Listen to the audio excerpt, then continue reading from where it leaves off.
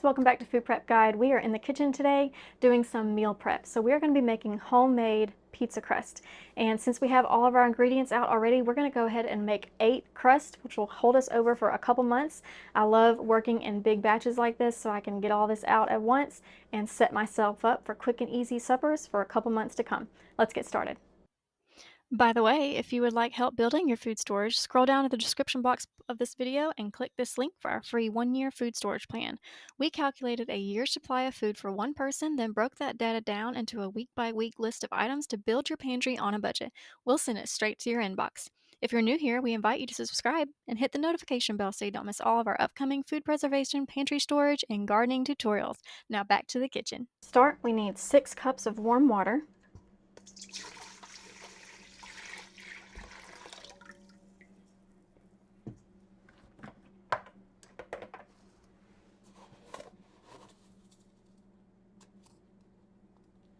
Next, we need a 1/4 cup of sugar.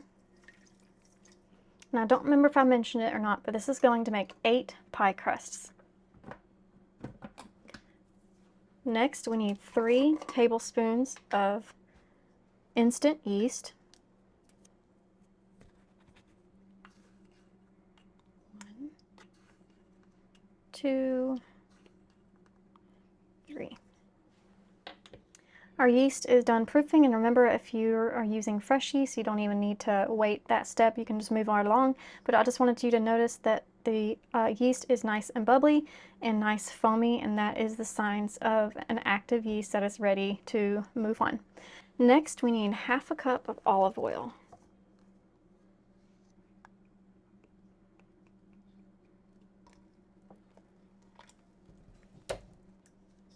Now we're going to add all of our flour, and we need 14 cups for this recipe to make 8 pie crusts.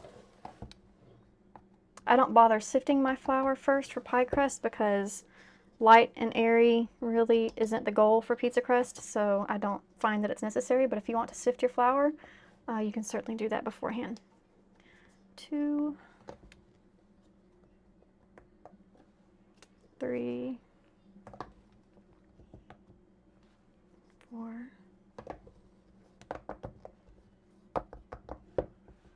5, 6, 7,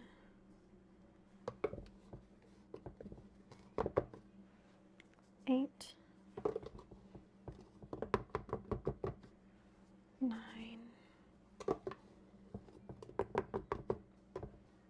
10, 11, 12, 13,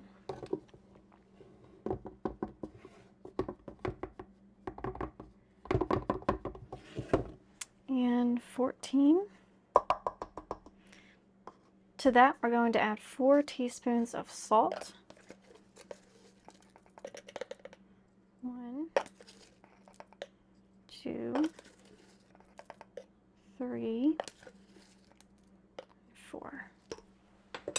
Now we're just going to give all of this a good stir. Of course, if you're going to be making this large of a batch, just keep in mind that you're going to need a very large bowl.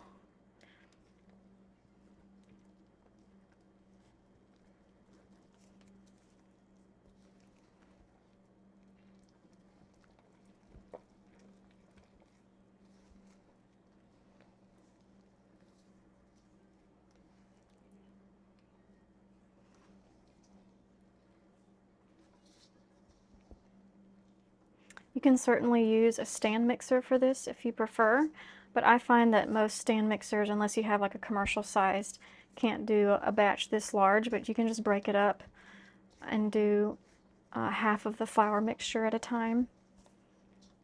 And the stand mixer could probably handle that pretty good. Okay, at this point, I'm going to go ahead and get in there with my hands. I'm going to go ahead and flour my hands. And start mixing it together.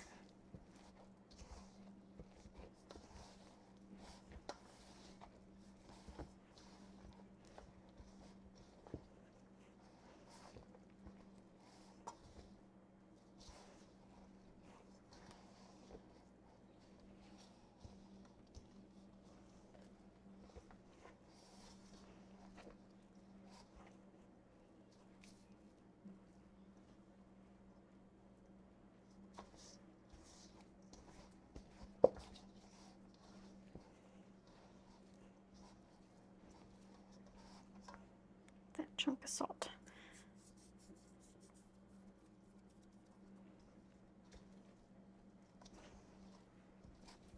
Okay, I'm going to add a little bit more flour before I put it onto the counter because it is very sticky. As with any type of bread making that you're doing, flour is going to be dependent on your environmental conditions at the time. I mean, there's so many things that impact how much flour a dough is going to take up. So always keep that dough beside you so that you can scoop some out and get it whenever you need it. I'm going to wash off one hand so I can get clean flour.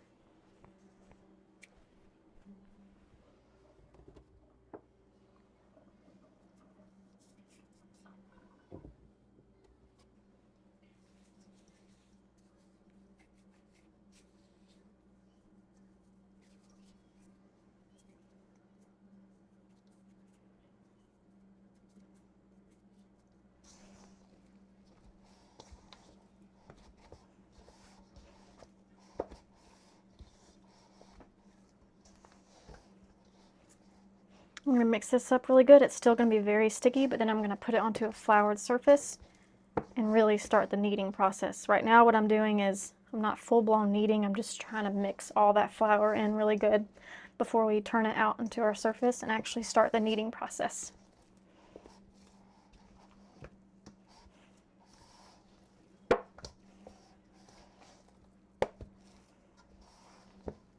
Okay.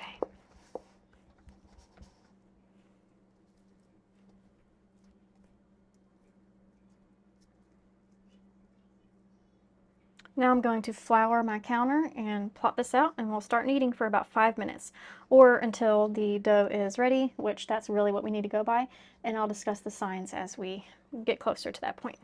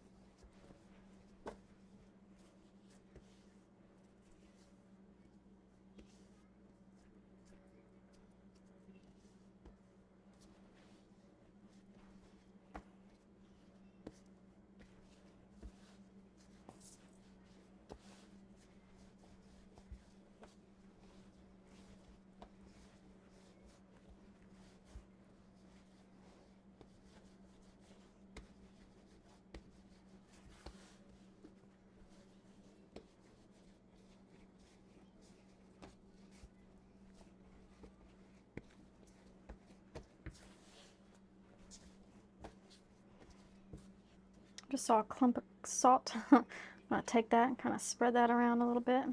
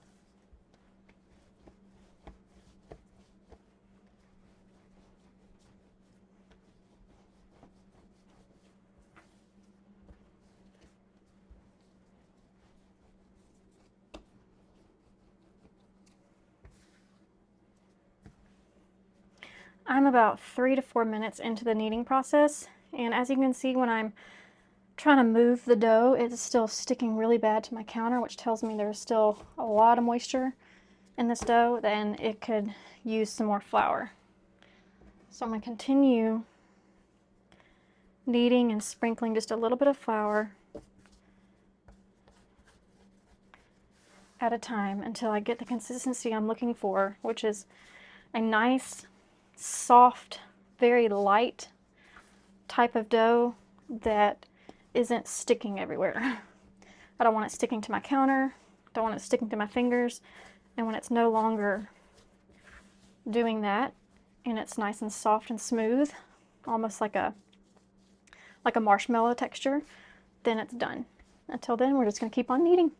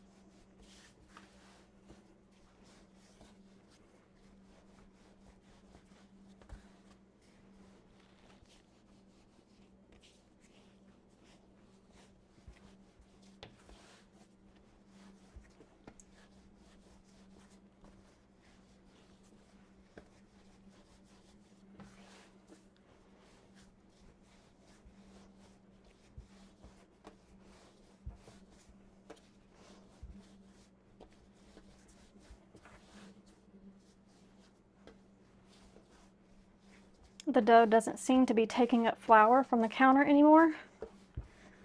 So we're getting close, and I am out of breath. Kneading is a workout.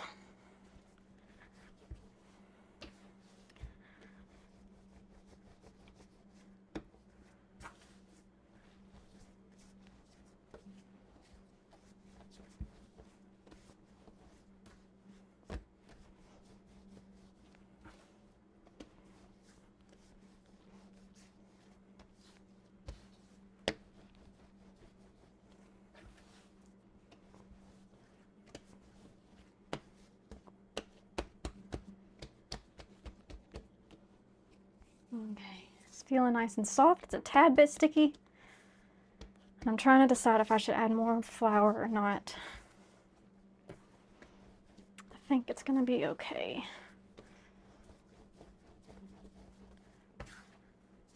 Because it is nice and soft, and I don't want it to get too too dry.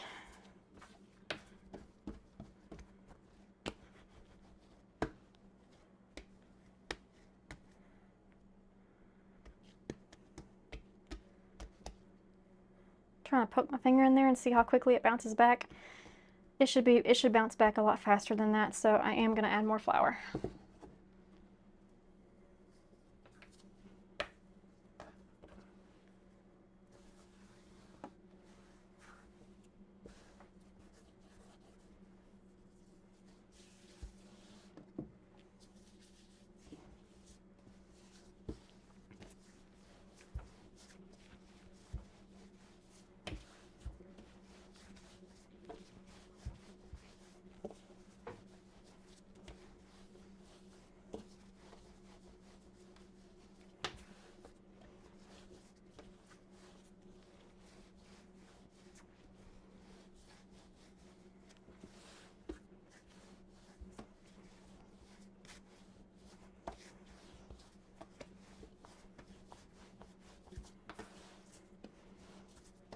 It's feeling much better now.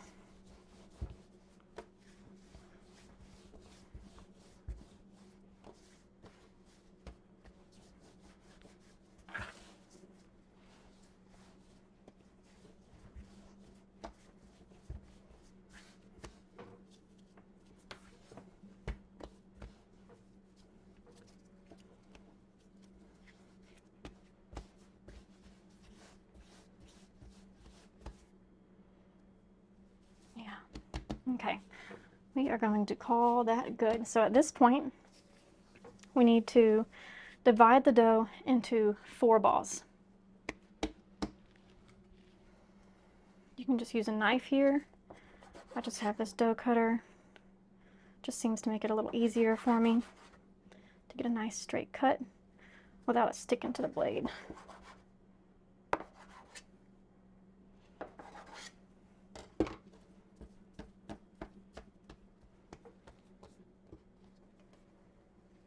Now I said that we were going to be making 8 pizza crust, and we're only dividing it into 4 balls.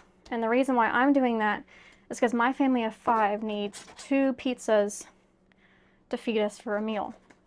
And one of these balls creates 2 pizza crust, like an in-between a medium and a large style pizza. I call it medium and a half. But if you only need 1 pizza, then you can go ahead and at this point you could divide it into 8 balls. Now I'm going to go get 4 freezer safe Ziploc baggies and some olive oil, and I'll be right back.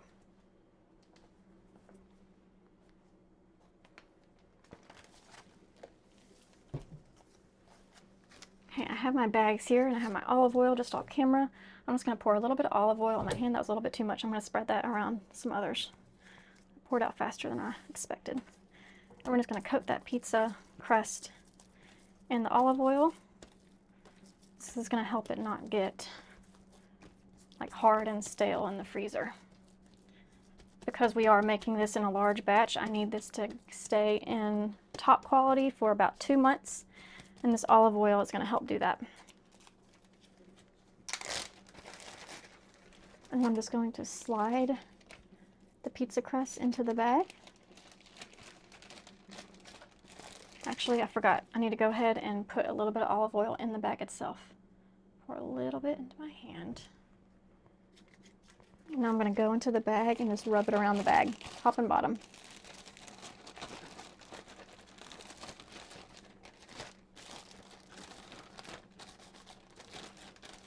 Now the crust will go into the bag.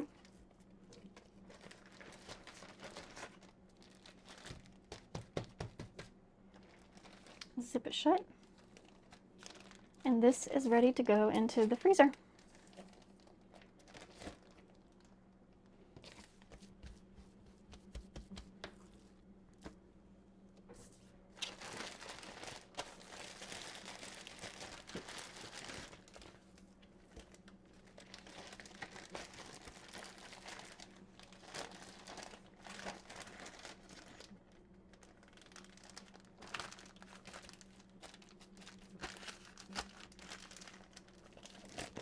These pizza crusts are ready to go into the freezer. We're not going to let them rise or let them sit or anything like that. Straight into the freezer.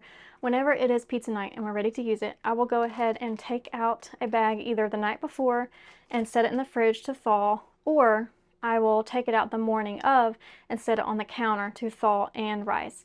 It only needs about 30 minutes to an hour of rising time, but since it's coming from a frozen state, I usually find that it's fine to just go ahead and take it straight from the freezer, straight onto my counter in a bowl covered with a towel or like a Walmart baggie. And by the time I cook supper that night around 5:30 or 6 o'clock, it's usually ready to go. Hope that was helpful to y'all. Hope y'all enjoy and give it a try. See y'all next time. Bye.